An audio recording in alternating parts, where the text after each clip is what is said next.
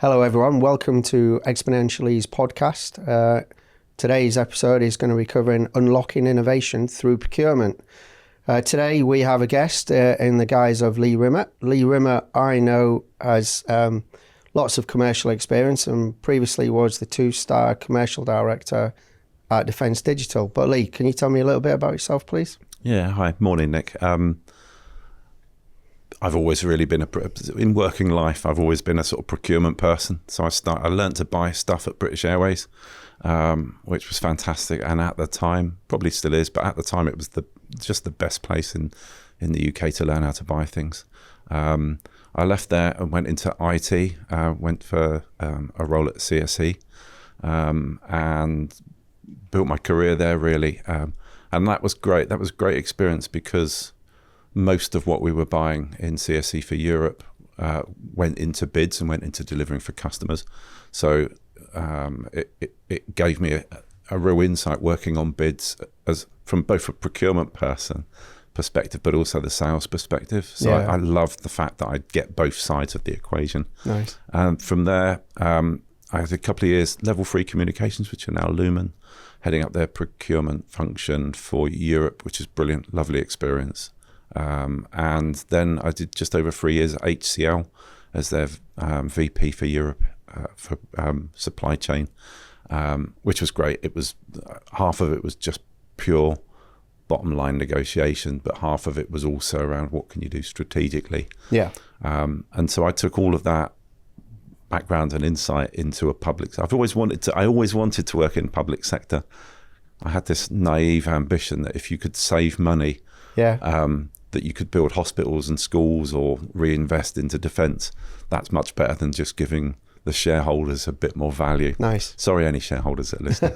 No, nice. And so I did just over 6 years at Defence Digital as commercial director, and I think we really did transform how the function operated within Defence Digital, and some of that we'll touch on when we talk about innovation, because unlocking innovation was a core ambition of that. But it's a big old oil tanker to change. It is. It is. So, and it's in the media quite a lot at the moment as well. You see the sound bites. So maybe we can tease that out. I've got a set of questions here, but really just keen to get your views based on your experience. Obviously, this is a defence-based podcast, but obviously you're pulling on your previous experience as well. So it'd be good to get your views, Lee. So inside the system, shall we say, what does defence procurement actually look like behind the scenes?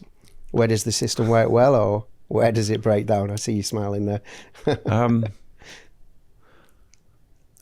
I think when I started, it looked and felt like a series of big programs. Yeah. I learned the difference between a program and a project. Programs are big and they're made up, and projects invariably make up programs. Yeah. And some of those are programs that have been going 15, 16 years. And so they would never get into a BAU state, which I found interesting. Yeah. And I think largely that's down to the fact that they are so big and broad when they're delivering, that by the time that they've nearly delivered, the requirement has changed, and so they're now delivering something different. Yeah. Which I think is just a problem that defence will always have, because scale does that. But also it meant that everything was sort of focused around the project and the project team and the project team delivery. And I think that's important, but it's not everything. Yeah. So I think that ability, and the ability to buy something, means that you need to be able to manage the process. Yeah. And having experts on that process is important. But again, it's not the only thing. So knowing that you got to do your business case process and what the business case is looking for and how to write a business case. And there are people that are specialists in writing business cases, which is interesting because they're not specialists about what the thing that the business case is delivering. Specialists in the process. Yeah. So you tend, they're quite hard things to read. Yeah. A lot of coffee's involved. Yeah. And they tend to stick within quite sort of similar parameters. So, and that drives the thinking, it drives the requirement, and so that it's a beast, I think, and it will always be a beast. But and smashing it up into lots of little bits isn't going to fix it. And leaving it as great big things just gives you the set of problems you have. And I actually think one of the problems is people there's a pendulum.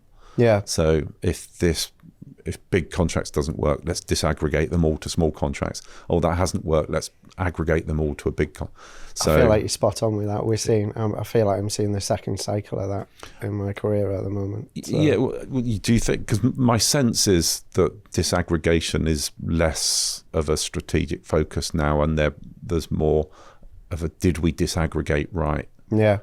What do we need to pull together again? When actually I think that there's a really interesting sort of point of time now where you can look at what you've disaggregated and learn from that, because you've potentially got more insight into what you're buying now. Yeah. But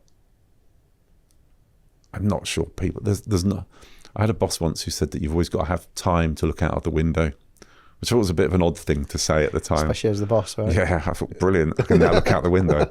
But what she meant was you have to think about some things. Yeah. And you don't have to just respond, and go away and look at things, and then ask yourself the question: what does good look like? What are we trying to achieve? And then get an alignment on that, because everyone's got a different. And again, defence and government are so big. So Treasury have got a strategic agenda. Cabinet Office have got a strategic agenda. Defence Mod has got a strategic agenda, and that's all perfectly valid and sensible. Yeah. But they're often kind of at odds with each other, and they're trying to control each other. So it becomes very difficult to actually focus on exactly what you're trying to buy. We need a thing that does this, or a service that delivers these outcomes. Yeah. And there's always a lens of how we're going to get that approved, how we're going to run a compliant competition and get that. There is that. So it's like a toolbox with some really big tools. Yeah. And sometimes you kind of want to finely chisel. I had another colleague who's brilliantly said, when you're trying to get a square peg in a round hole, a mallet is not such a great idea. You want a file. Yeah. You want a delicate little file, and then eventually you'll get there. You'll get in there. And defence hasn't got any files. Government hasn't got any files, procurement. It's interesting. So with defence reform, the agenda was to try and harmonise all the stovepipes across MOD, the various entities with MOD, into the NAD group as we know it now. But you put a different slant on it there, because you talked about the Cabinet Office has got its own agenda as well, and so it's even beyond that, and you can't really get everybody aligned, or can you? I mean, it's interesting because, I mean, all of my career previous to MOD was in large corporate, often American and interesting. I learned a lot working for an Indian company. Okay. Because it's probably more bureaucratic, but it's all done through conversation and email very, very quickly. Yeah. So you've got those approval layers, but you don't have those approval processes quite so much, so it actually meant that what looked, this is one of my favourite anecdotes. So the lowest signing authority I ever had was at HCL, which was, I think I had $250,000. That's all I could sign off. But I was far more empowered, because if I wanted to get something, if we had a 20 million contract that needed signing, I would do a summary to the finance director. He'd read it within a day, often within a few hours. If he had any questions, he'd ask them very clearly. I'd reply. We'd sometimes go away, fix that, but often it's a bit that I'd missed out, or a question that hadn't really worked out, and then he'd approve. So it would take, everything had to go to the CFO, but it would take 2 days if you're unlucky. But he was on the ball, right? Yeah. And whereas you look in defence, in your business case, you've got to give it you've got to submit the documentation weeks before the approval board, so that the people on the approval board can have it reviewed for them. Yes. Because they're too busy, they're too important. And you add weeks, and if you add a few weeks, you've suddenly added months. And there's lots of procurements where, I mean, as a general rule, if you want really good outcomes, most of the procurement process should be building and understanding, refining, testing the outcomes that the proposals. What am I getting? Yeah. But most, I would say, often 2/3 of the time, and I suspect you've experienced this, waiting for approvals. You put a proposal in, and you've had 3 weeks to do the proposal, and then you'll wait 4 months for an outcome. Yes, if not longer. Yeah, and that dynamic's all wrong, which is largely built because people are frightened of trust. Is really difficult. But you were talking about stovepipes. Yeah, and you've got stovepipes in governments. You've also got stovepipes in defence, and I think that the stovepipes in defence are really interesting because they're a massive part of the strength of defence. Yeah. So I'm not being. I don't think you get rid of them. Yeah. You just find a way of being able to make better centralised decisions. So I'll come back to that corporate thing. So I always kind of thought of these government departments as kind of corporate headquarters. Yeah. And the way you manage that in industry is you build really good relationships with those important stakeholders. And they learn to trust you. They'll read your emails. You learn how to write emails. You rarely do it. You rarely communicate to them with an 80-page document. Yeah. And that's very, very difficult in government. It's not very auditable. No, interesting. And the problem with not very auditable is it's difficult to prove where the decision came from. But if you haven't got an audit trail, people then think you're hiding something because there isn't an audit trail. Interesting. So it's really, you've got some fundamentals in there that make the normal, and this is where my loads of experience outside of public sector, that make normal buying behaviour really, really difficult for government. Agreed. It's a bit of a dilemma, that, because government's using public money. I know.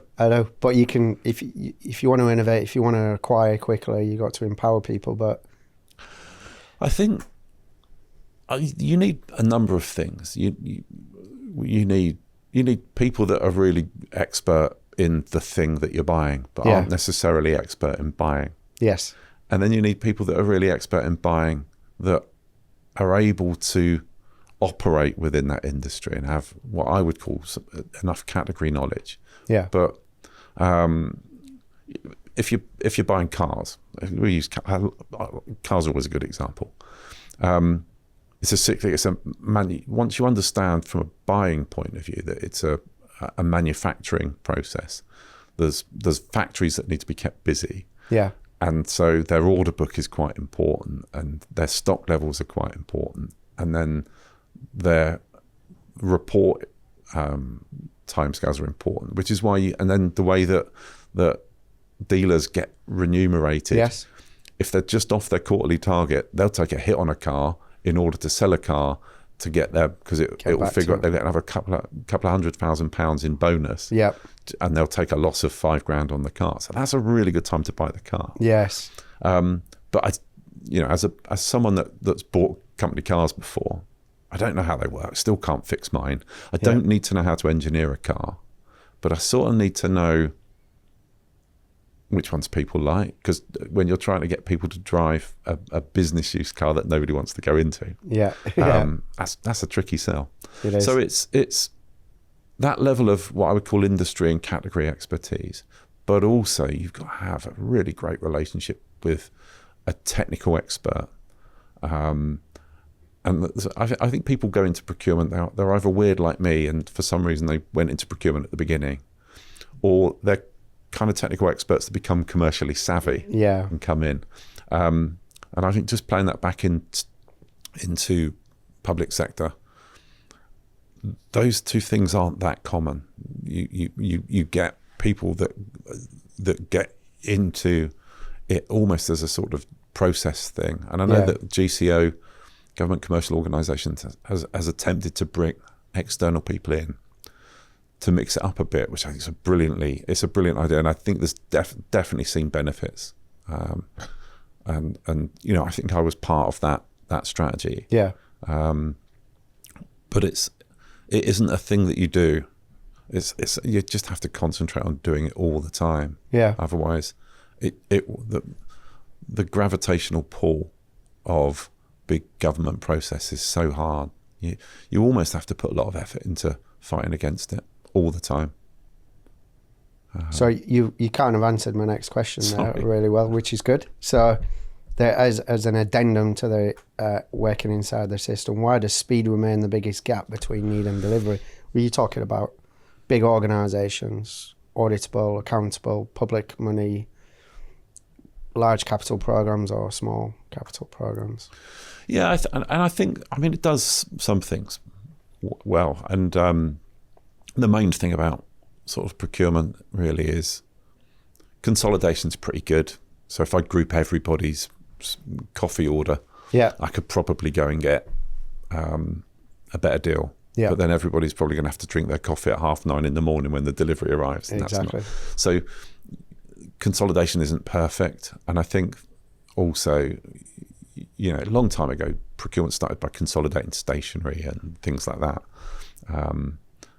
and it sort of worked because actually it's a very consolidatable item. Yeah. And then you apply that to the next, and you go up that kind of complexity scale.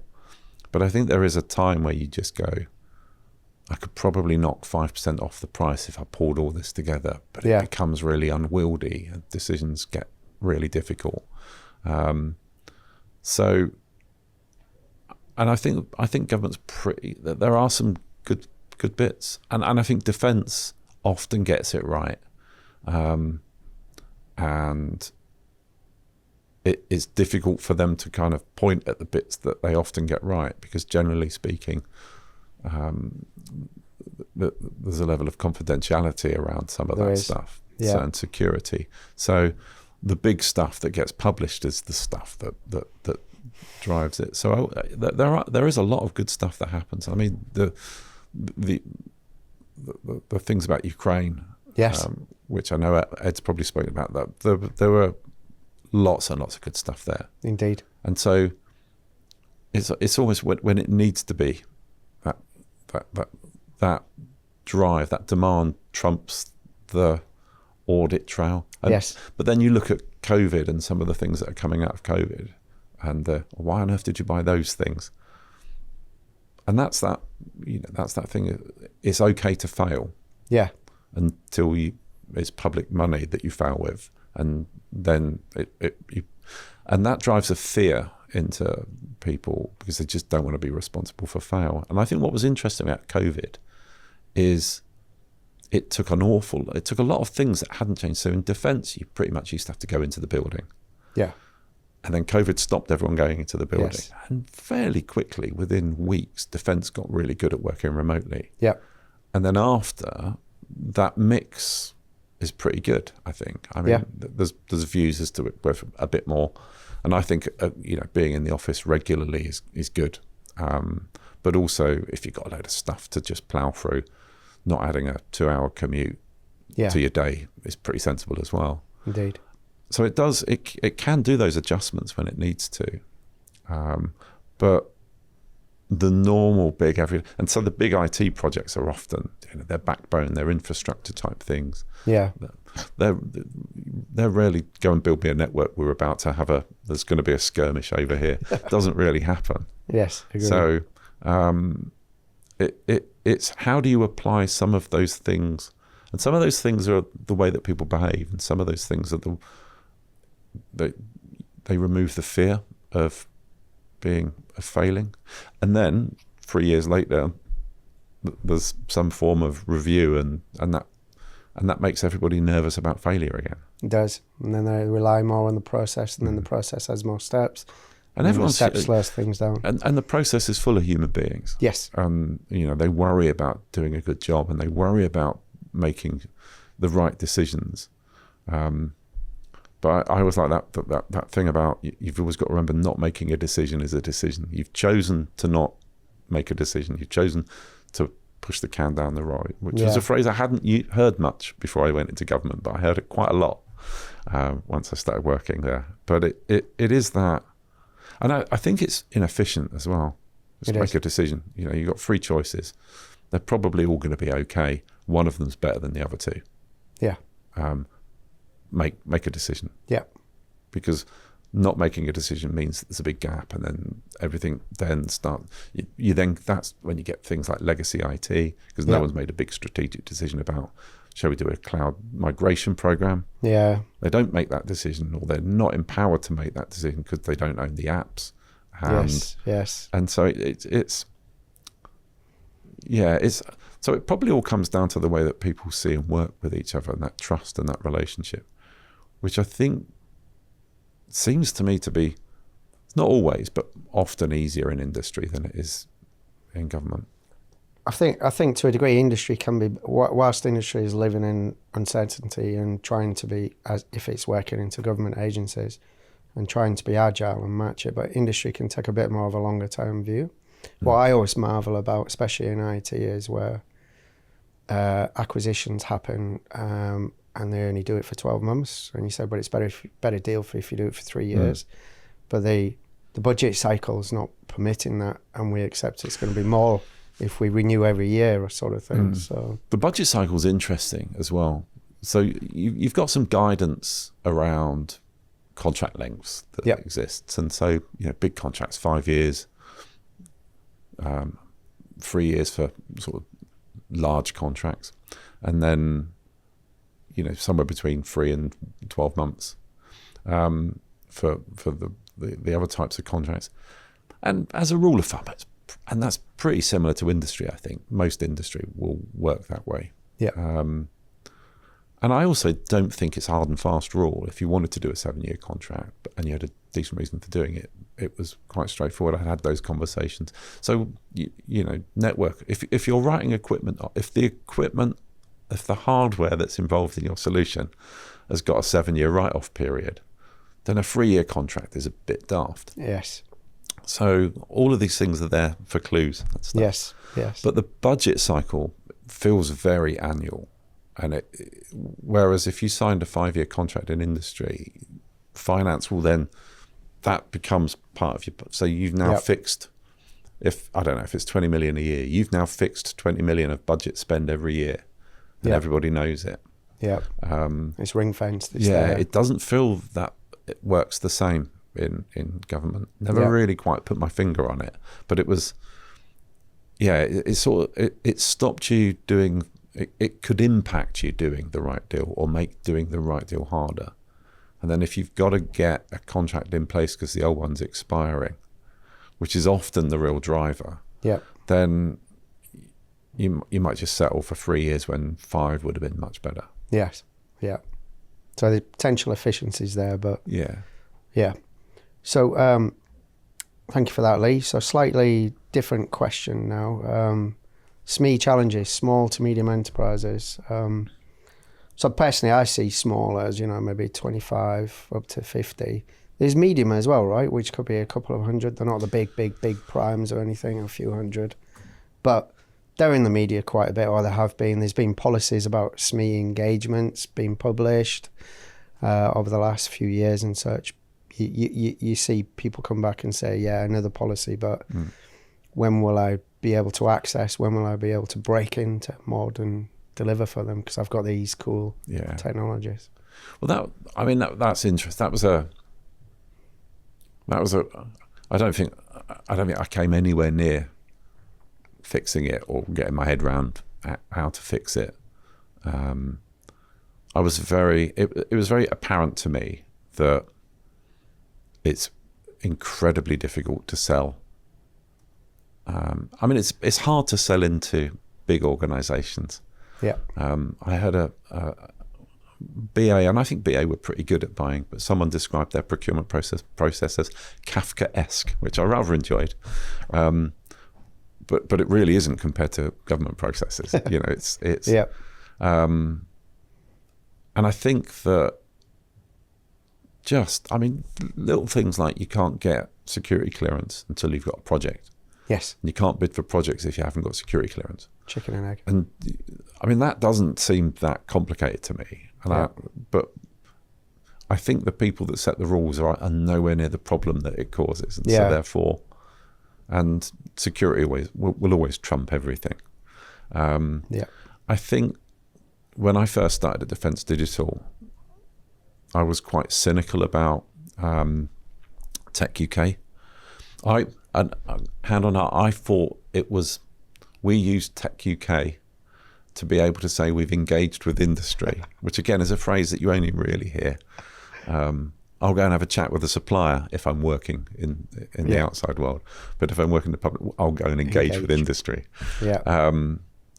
And I thought it was just a way that you could tick a box and say, because they help us do that. But actually, very quickly, they were really, really good at giving us the opportunity to engage better.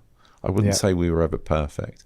And so, we would do regular, kind of almost like a broadcast. We'd sit and say, this is what's going on. And then questions, and wherever possible, I'd try and do them at Tech UK's, so that, and that generally meant that before and after I got nabbed by SMEs. Yes, I had an absolute rule that if someone wanted me to look into something, I would do my level best to look into it. Yeah. So they would often get an email from me and a bit of help, but it's a Herculean. I understand the task it is for an SME, because if you're inside and you've got more capability to be able to change things, you still can't really do it. So we're big, we're expensive.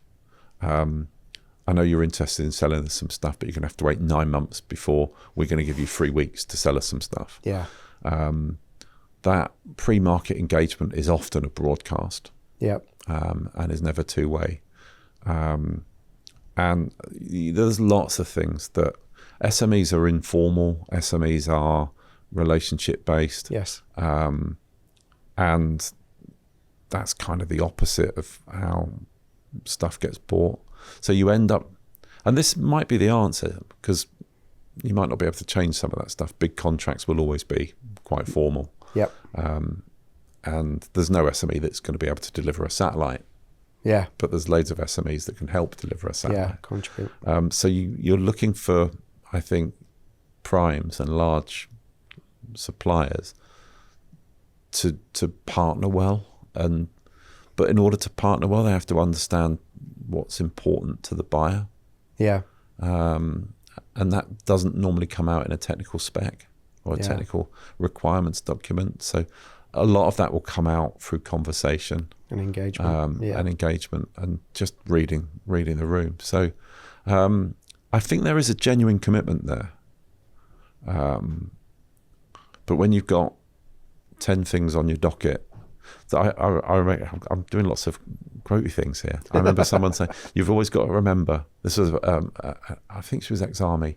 You've always got to remember that prioritization means working out which things you're not going to do. Yes. And I think most people prioritize by putting things in a list, which basically means they're going to try and do everything still. Yes, it does. It's just that the things at the bottom of the list aren't the things they're going to do first. Yeah. But working out what you're not going to do is really important, I think. But prioritize certain things that genuinely helps SMEs. And some of that might be carry out, so I think theoretically disaggregation helps. But you've got to be careful. But making sure that you're the big primes and not just the defence primes, but any organisation, any company that's winning a piece of business, they're going to have a supply chain. Yeah. And there is an onus on them, I think, to help SMEs. Agreed. Yeah. But there's a risk that you get to that typical government kind of response of we need payment terms to be sorted out. Everybody should get paid 30 days. So we're gonna make our suppliers do that. Float down. And we want them to report back what percentage of SMEs, and most companies, finance systems and invoice and accounts payable stuff, it doesn't record whether or not supplier A is an SME or not, because it's not a field that's ever interested them. So Yeah. and so they don't collect that data. Yeah. And so it becomes hard to report because it's not. So those things can all help. But if you're going to do one thing, just be available more, speak to people more, stop broadcasting, stop standing on a stage and talking to people, and go and mill around, or put a desk in the corner and give people 10 minutes, meet the buyer type stuff. So I like that meet the buyer, that engagement. I've seen value in Tech UK as well. I've not been in one of your engagements, but your colleagues from Defence Digital are there quite a lot. So I think they are, and it doesn't have to be Tech UK, but Tech UK do a really good, helpful job. They add some structure to it. They add some professionality to it, and they manage. They make it quite easy for us. I mean, just finding a room in a place where you haven't got to sign everybody in for security is stuff like that really helpful. Yeah, exactly. So an additional part to this question then, and this is a tough one, because I'm not sure we've identified it in what we've just discussed there, but still talking about SME challenges, small to medium enterprise challenges. What's one barrier, so you're going to fix it now, what's one barrier that could realistically be removed tomorrow, Lee? For SMEs,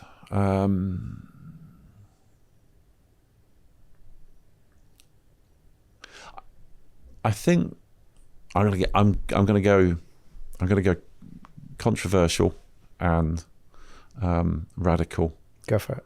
Get rid of a load of those framework agreements. Oh, really? I think. Nice. Because they're a lot of work to get on. Yeah. And I don't think people necessarily trust them, and they are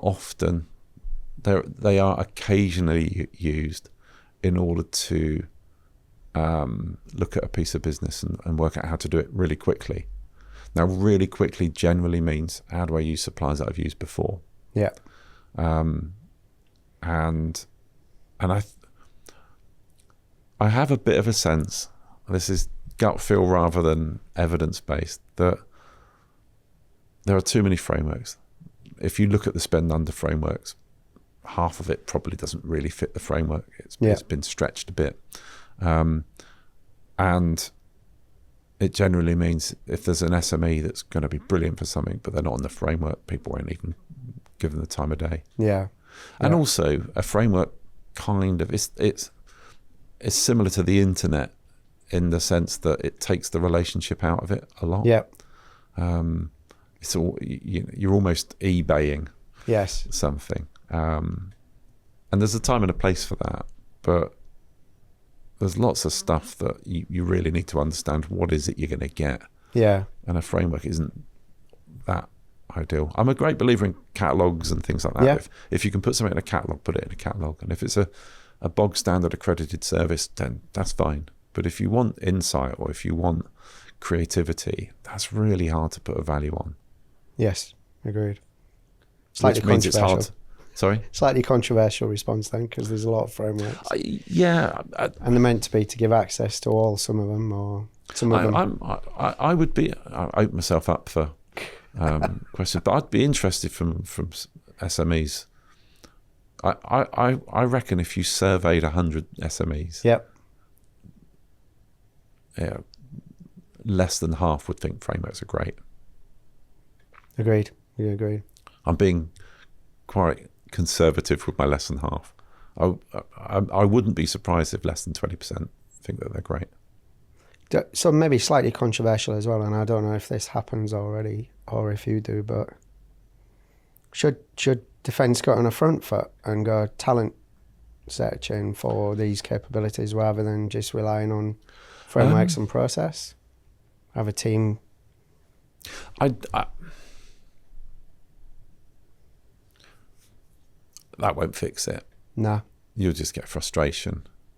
You can't do and it's like most things. You can't do one thing to change a wide thing. So yeah, certainly get the talent in to help change the process so you can get the talent in. Yeah. And then, and I think there's, my view is that I think it's pretty proven that if you have a commercial buying function, it should be category focused. Yep.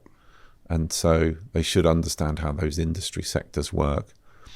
I like people moving between categories. Yep. Because you take viewpoints from one and you'll challenge some things, and some good things will come out of that. Yep. And a bit of challenge is always good within a category. Why are we doing it like that? Well, we've always done it like that. Well, it feels a bit daft to me. And then someone will explain that it isn't daft, and you're like, okay, I get that now. Or someone will try and explain that it isn't daft, look daft, and then you can change it. And I think definitely that. Now, it's quite interesting because having done 6 years in public sector procurement, I almost think public sector procurement is treated like a mega category. So there are probably people that would ask my view on something because I'm public sector procurement rather than my procurement category expertise. There are some things that I could give an overview on, but I've never bought deeply, so I don't really know. Yeah. So, for example, I'm mainly have bought technology and services. Yeah. And tech services. Yeah. So manufacturing procurement into production lines, I wouldn't know, but it put me in that environment, and I think I'd have an interesting time. Yeah. But I'd be learning a hell of a lot. Yeah. And I think public sector should not be like a subset in itself in the way that manufacturing is. Yeah. Yeah. Because you're inflicting you're almost inflicting your own industry. Why would you do that? Because it doesn't map on to anybody else. And then you've got suppliers out there that are effectively really good at selling into public sector. We know they are. And so they do loads of very various things because they're really good at selling into public sector. That's probably, if I'm being logical, that's probably an alarm bell. Yes. How is someone, I won't give examples because but how is someone able to do A, B, C, and D when they're radically different things? Yeah. And the main thing is, they understand how to contract with government, they understand how to invoice government, and they understand how to do KPIs and things like that. Yeah, yeah. Not necessarily great at the service. Yes. So the outcomes are some ways down the line. Yeah. Of priority. Yeah. I understand. So thank you for that. So that was small to medium enterprise challenges. Some interesting thoughts there. No quick fix. Sorry for putting that question on you, but moving on. Reform and evolution. What would good procurement look like? This says in 5 to 10 years, which could be a symptom of saying it's slow, but what would good procurement look like in the future? It doesn't have to be 5 to 10 years. I think I would. So I think one of the most important things is the dynamic between the buyer and the service owner, and then there's invariably some technical people there, and there's probably a finance person. Yeah. And so there's a group of people that sort of own the service and own the delivery of the procurement. And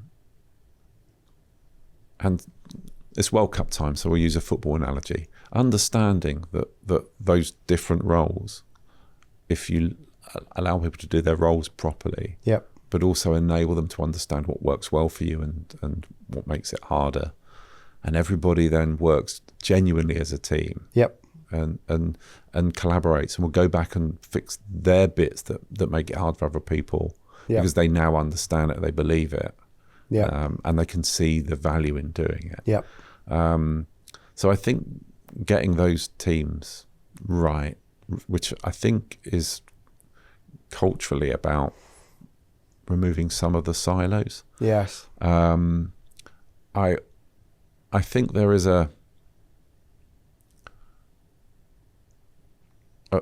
attempt, and I think the procurement reform definitely does this. I think you could do it before, but it makes it clearer and easier and highlights the importance of it. But your first engagement with suppliers probably shouldn't have a set of requirements. Yeah. Even an outline set of requirements. I mean, it's. I think there's something about understanding more about what is available, and then how you can take that and use that within your organization, rather than I have a need for this service. Yeah. Who can provide this? I will describe this service. Yeah. And then, 9 times out of 10, the scale takes it down to about 20 companies. Yeah. And then 10 of those have never done any work with that department before, or government. So they're not going to be strong. Because in order for you to tell me that you're good, you just have to tell me that you're good. But in order for me to evaluate that properly, you have to evidence it. Based on. Yeah. And if you haven't got any evidence, and the best evidence is I did it for government department A, government department. Yeah. So you kind of have to, I think, be more open-minded to that. And it's, but I think I would encourage more teams. I would encourage, it's almost the opposite. I said that the problem was when I came in and all of the procurement team were focused on projects. Yeah. They were, but all they were bringing to the project was the project view. Yeah. They need to bring the industry view and the commercial view, and this is how you can buy a service, and this is how you can measure a service, and this is how you can understand whether or not it's delivering properly. Yeah. These will be good milestones because you're getting things that are being delivered and the supplier's getting paid Exactly. when they need to, rather than, I know how to stop suppliers delivering IT systems that don't work. I'm not paying them anything until it works. Yeah. And I've got 100,000 users on it. That just doesn't work because suppliers can't bankroll that stuff. No, they can't. And on the whole, suppliers don't tend to be malicious either, right? There's usually a bit of a breakdown on the whole. One of the things, as someone that worked for IT service suppliers, I have I've not found any of them to be evil, money-grabbing, corrupt people. Exactly. Yeah. Most of the time, if not all of the time, they're struggling to make their corporate margin, which is somewhere around 10, maybe 12%. And on some contracts, it is a bit more. Yep. And they genuinely care about the supply, the customers kind of. So if it's I don't know if it's in health, they get a kick out of helping health. I know Lee gets really passionate when he's talking about his health things here. But there are people in government that think that suppliers will take all of the money if they're not watched like a hawk. And so you put these things in place, which are unhelpful. I mean, don't be naive and just throw the budget at the supplier. Yeah. But also don't assume that they're going to steal the budget at their first opportunity. Yeah. And there's a lot to be learned around that balancing of that relationship. The relationships are very black and white. And I think when you're buying things, the power shifts quite a lot. I remember a very good salesperson, and he was excellent. And we'd signed a deal with them. And he confessed, he said, God. He said, I'm so glad I'm going to sleep properly now for the first time in 3 months. And all the time we thought they had more power than us. Yeah. And all the time he thought they had more power. Exactly. We had more power than them. Yeah. Because we were probably in some sort of equilibrium. But it's really, you forget, you tend to focus on the bleaker side. Yeah. Yeah. And it was interesting because once he said that, we opened the relationship a bit more. Yeah. And there was more trust there. I think trust is the most important thing. I agree. So how do I make things better in the next 5-10 years? Do things that actually engender trust and don't remove it. And then allow people to inform their decisions based on those trust measures. And don't forget that that bullshit. Sorry, I wasn't sure as I was allowed to. That bullshit about if you can't measure it, it's not important. Yeah, because there's loads of stuff you can't measure that's vital. it is. Yeah, you don't fatten a pig by weighing it, as yes. So indeed. So to try and summarise that little segment, I think potential what good would look like is more engagement. It's great to have industry engagement. We talked about Tech UK already, but let's get to know people, right? You don't necessarily get to know a car salesman before you buy the car, but you have a feel with them, right? And then that's not usually hundreds of millions or a million or anything, usually, right? So, and that's a fleeting relationship. Exactly. But you still want to trust them. Yes, you do. It's I mean, I remember buying an artificial plant that went in the reception of a catering centre. Nice. A long time ago. It's quite expensive though, back in the day. Yep. And I phoned the bloke. The architect said, I found one. That was my sourcing strategy. And I phoned them up, and the guy said to me, oh yeah, I said, I'm glad you're interested in this. We've had this stuck in the warehouse for 3 years. And so my procurement flashing light went off. Yep. And well, I'm only paying 1,500 quid for this, not 3,000 then. So I got it. Because ultimately, I was working for an airline. We weren't buying that many artificial ficus benjaminus with silk fire retardant leaves, and I knew that he was desperate to sell it. If I was going to have a 5-year service relationship with him, and that was fine, he was happy. Yeah, he didn't sell it for he certainly didn't make a loss on it. Yeah. But if I was buying a service, that relationship's much more important. It is, and I can't have a quick win. Yep. Because I'll put him. If he's got a 10% margin corporate target, and I have a quick win and I make it 5, the next 5 years of that contract's going to be him trying to get it back to 10. Yeah, agreed. Agreed. And if I'm happy with 10 in the first place,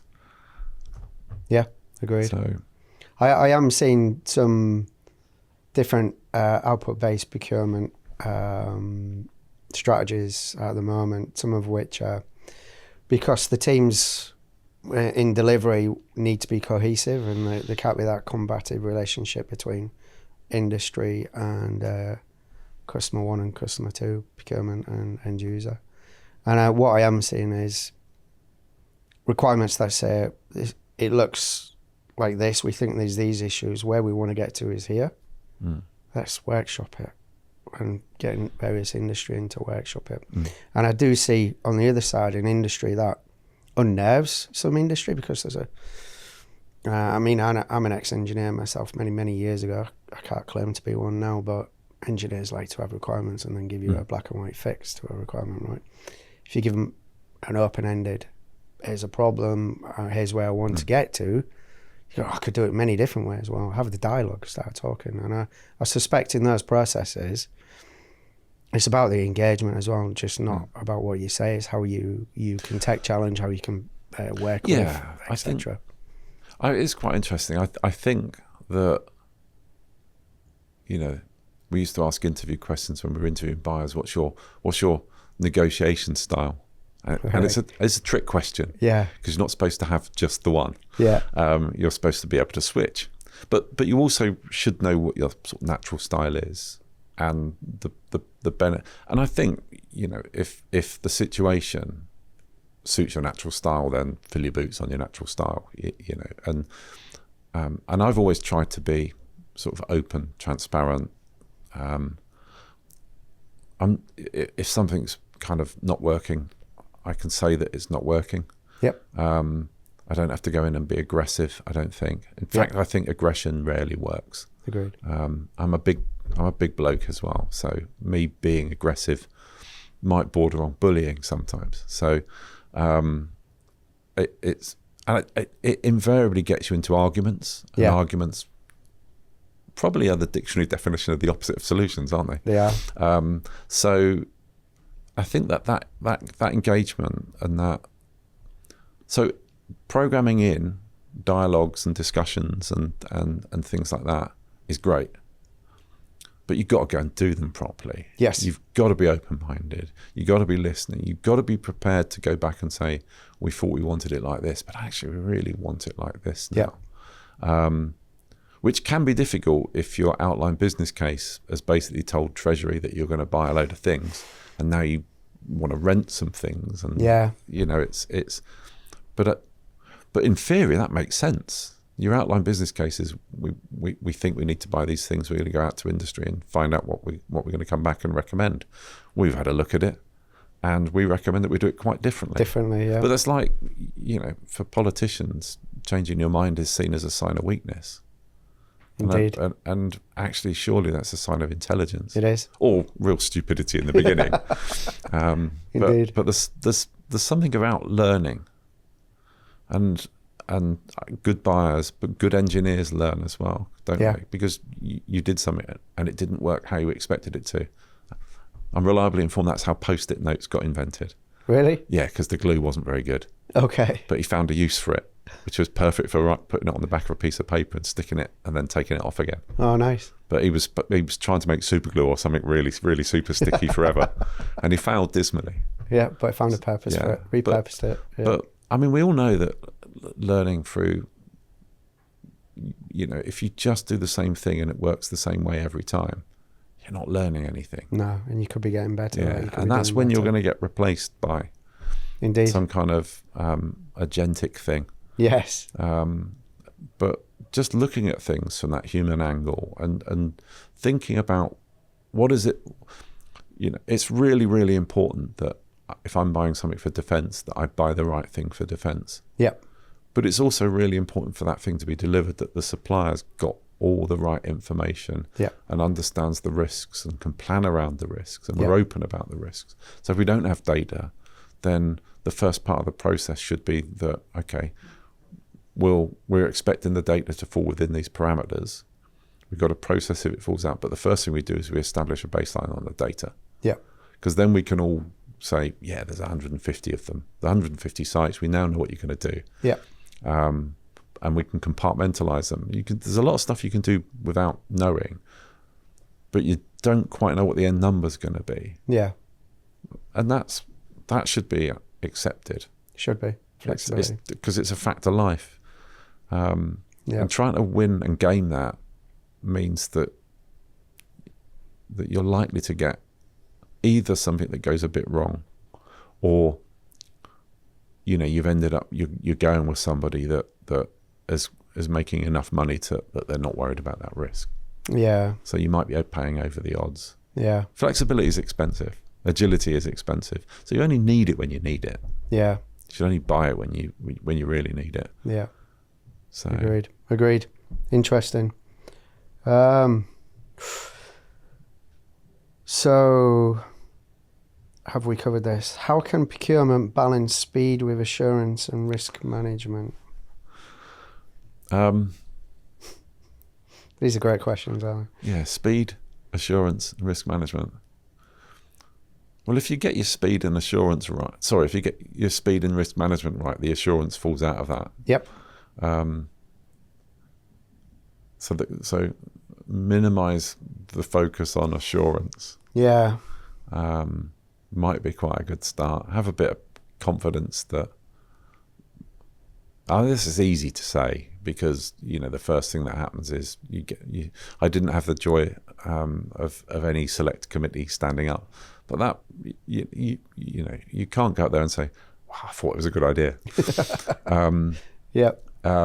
But if you understand the importance of speed, and everybody does this, so they all go on the internet and they click buying a pair of, football boots, and you can pay $7.99 for next day delivery.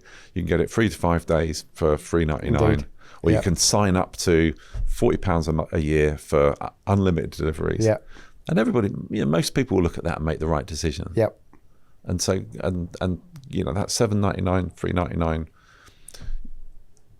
$3.99, that's about pace. It's a very sort of small example of it. But if you don't need something really, and often pace is for the wrong reasons. Numerous deals, often with public sector organised customers, they need to buy a load of laptops before the end of March. Yes. Because they got to use the budget up. Yes. These will be the laptops that will be sat in a reseller warehouse 50 months later, not actually being used. Yes. And so that's a brilliant example of the wrong thing driving the pace. Yeah. It's, you know, it would be much more sensible for government to go, well, you've done really well. You've delivered all your stuff, and you've still got 2 million left. We'll push that into next year, Roll and it you can over. do some Yep. extra good things with it. Yep. But no. So make sure the best thing, I'm going to sound really glib now, the absolute best thing for speed and for pace is to start at the right time. Yep. So start, if you need to do 6 months of thinking about something, start a good 6 months before you need to buy it. Yep. Don't start a month before and then try and cram 6 months worth of thinking into a month. Yep. And then make it 2 or 3 months, because you invariably will use 6 months worth of thinking. You do. So you're just going to deliver it 5 months late. Yep. Which is that thing about prioritization, working out what you're not going to do. Yep. So, and risk. I don't know whether people's view on risk is valid or not, because I haven't seen too many people taken out and shot or anything for getting something wrong. Correct. Yeah. You know, invariably relationships break down about certain things, but and invariably I have witnessed where the forensic kind of almost blame culture slows the fix down on something. So you spend an awful lot of time and effort trying to work out what the solution is, when we've bought this thing, let's just make it right. Yeah. But that's not a politically an answer that's politically able to be accepted, which is quite interesting. Yeah. And I think, like most things, just simplify it. What do you need? When do you need it by? Yep. What are the risks? Which ones can we live with? I'm getting out of bed today. There's some risks that I get run over. Yep. I miss the train. I spill coffee down myself. All of that kind of stuff. But I get up anyway. Yeah. Because I know if I don't, I will definitely not do a load of things that needed doing. Yeah. Yeah. So Context, risk-based. yeah, but definitely risk, because procurement is about managing risk, cost and risk and pace. And the old adage, you can't sell an airline seat the next day, you can't sell a hotel bed the next day. Yep. That sort of applies to most things, but with different degrees of sort of scale. But assurance is, I mean, it's if it always works, you don't need to check it. Yeah. Yep. So, you know, assure by the outcomes, not by measuring the process and forensically sending people that have never bought IT before in their life to go and have a look at what you did. Yeah. Because it takes a long time to explain to them what they don't know. Understand. So we'll move on topics now, Lee, if that's okay. So that was reform and evolution. I'm going to have a good job summarising all these at the end. Yeah. Anyway. Next topic, final topic, is collaboration. So what do you think makes a strong partnership between primes and SMEs? We've touched on this a little bit in the SME context. And I think you said previously SMEs can take the commercial process with Ministry of Defence, for example, but do they shield primes take that and do they shield the SMEs? I mean, so I think this is sort of two questions. Okay. One is kind of like, what is the difference? You know, what does SMEs bring to the party? What do primes bring to the party? Yep. And I think the other one is around how you manage the collaboration part. So, and there is a connection. So first of all, I mean, it's quite odd that people talk about collaboration like it's a choice. Yeah. Because why do you think the opposite of collaboration is not collaborating? And so that's never going to be the right answer. Yep. And so, don't make it optional. Don't make it a nice to have. It has to be a fundamental kind of operating model. And then, so I was like that British cycling, Olympic cycling thing where they didn't do anything. They didn't just do a thing that made them 5% better. They did hundreds of small things that when they added them up made them 5% better. And I think collaboration works like that. It's get rid of all of the things that get in the way of collaboration. Yeah. Whether that be kind of the organizational, do you get people to sit together in teams? Do you kind of, because the procurement's one of those, commercial's one of those funny things. We're a function with a strong identity and a strong profession. Yeah. But when we do it well, we become part of. So if you look at government commercial organisation, I was a government commercial organisation employee, but I was a mod person. And so I said that my tongue in my cheek was that my job was to make sure that mod forgot that I came from Cabinet Office, and that Cabinet Office didn't think I'd gone native. Yeah. And my tongue was moderately in my cheek then. But the reality is, I'm doing my job if they think that I'm Lee and I'm helping with the commercial stuff. Yeah. For their very important project. They shouldn't be thinking of me representing an entity. We're just, we're colleagues and we collaborate. So I think there's that part. Just make sure, when you're buying something that you do everything you can to make collaboration the norm. Yeah. And putting a bit of focus on it, there are tools that can help, is definitely a good idea as well. Don't just hope that it happens. I think SMEs and primes, I've seen really good examples of, I'm doing some work at the moment, and the relationship between the prime and the SMEs is fantastic. It's really open, and the prime really gets the value that they're adding and really appreciates the value that they're adding. And then I think the sense I get is that the SMEs are looking at it as really really appreciative of being part of the opportunity. Yeah. And so and there's a sort of mutual respect. There isn't a kind of, here's a piece of work that we're going to try and get, and we're going to get rid of them as soon as we can and bring it in-house. It's kind of, you're in it. Yep. So there is know what you bring to the table. I think what's the hardest thing for SMEs is getting access. Yeah, it is. Yeah. Because, there's plenty of fish in the ocean. But you've got to find the right one or the right ones. Yeah. And again, then that becomes through relationship. I find a lot of what seems to be the case is people will join a prime and bring a SME relationship from that that they already had. Yeah. There's nothing wrong with that. But probably working again, SMEs are the victims of consolidation. So if you consolidate stuff, then you make SMEs less visible. So if you are going to consolidate a service, understand the constituent parts, and then look at that and think, well, I could do that, but they could do that a lot better. Yeah. But it takes time. People need to put effort into. It's that walking the sweetie counter thing. You've got to look at the sweet counter. You've got to go up and down it a couple of times. That takes effort. Yeah. But you'll be rewarded by the effort. Right choice at the end. Yep. Yep.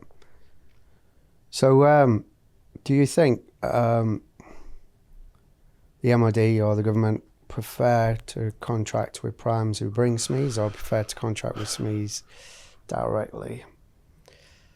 Or do you think the three should just work together in a room? Certainly the latter, albeit you've got to have a decent agenda and an output. Yeah. Because there's plenty of opportunity to sit in a room and discuss stuff that never gets embedded in anything. Yeah. I think there's a fact of life, which is the scale of this stuff, which means a lot of the time primes are going to be inevitably vital in the delivery. Yeah. I think I'm heartened. The buzz phrase sort of supplier ecosystem or partner ecosystem. Yeah. And but I'm of the opinion that if I mean I'm now a very small SME, and I think that I don't mind being a supplier. The main thing is if I send an invoice, will they recognise it? And if they're going to call me a supplier because I'm going to go on their supplier database, I'm fine with being called a supplier.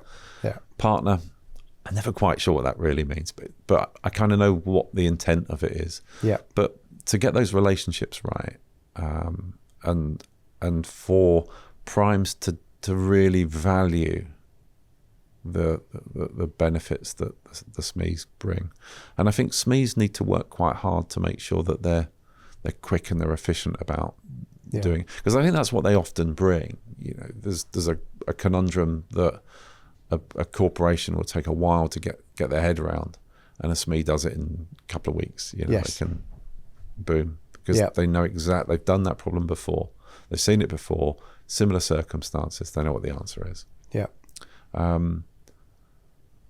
I don't think there's a magical fix. That relationship thing, networking can be pretty useful, but you just it's the right kind of networking. It didn't I have a wonderful exhibition on LinkedIn? It's when you're there, talk to people. And then when someone interesting gives you a card, follow it up. Don't just file it and think. So it requires work, but I do genuinely think that primes do value those SME relationships. I think the target that government has of a percentage, I think it's valid. But I think it's a measure rather than an outcome. Because it might not be the right answer, but it would be progress. Might be more than that. In certain industries, it might be slightly less. You'd be a bit daft to buy cloud-based software solutions from SMEs.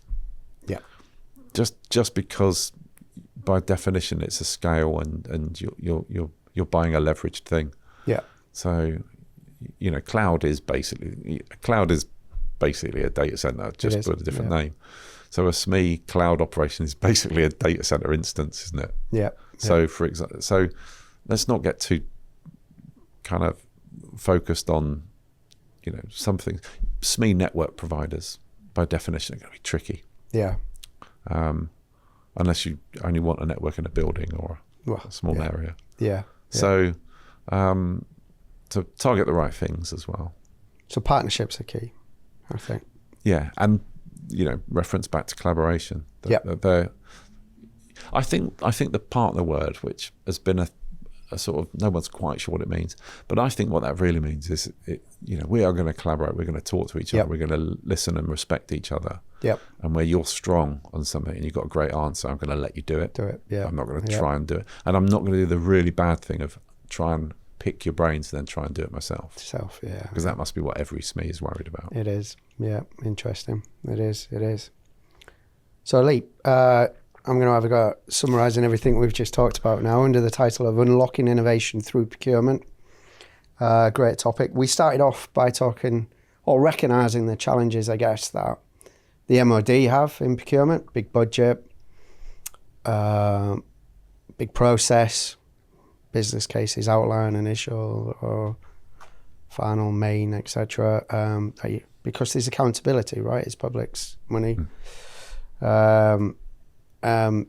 Perhaps related fear of getting it wrong as well, that maybe with the context, because you could say we haven't got it wrong on the mission for Ukraine, and that was rapid acquisition, but the context was there. Maybe we change context, that might change the procurement process generally across MOD.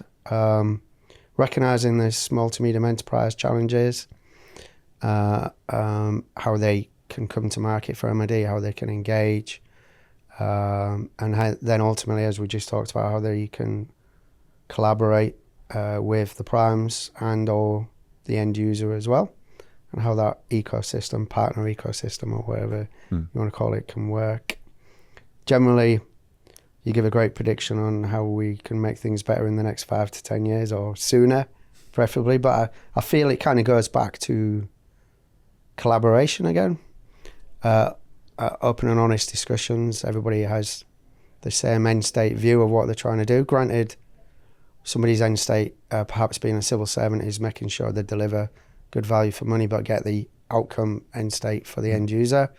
And industries has to look at the bottom line a little bit and make it profitable for them to survive as an industry, but also they usually want the same outcome for the end user as well. Yeah. Recognising where everybody sits in that ecosystem and collaborating together. And I think, is that a fair summary? Have I missed anything? Yeah, I think if the one takeaway would be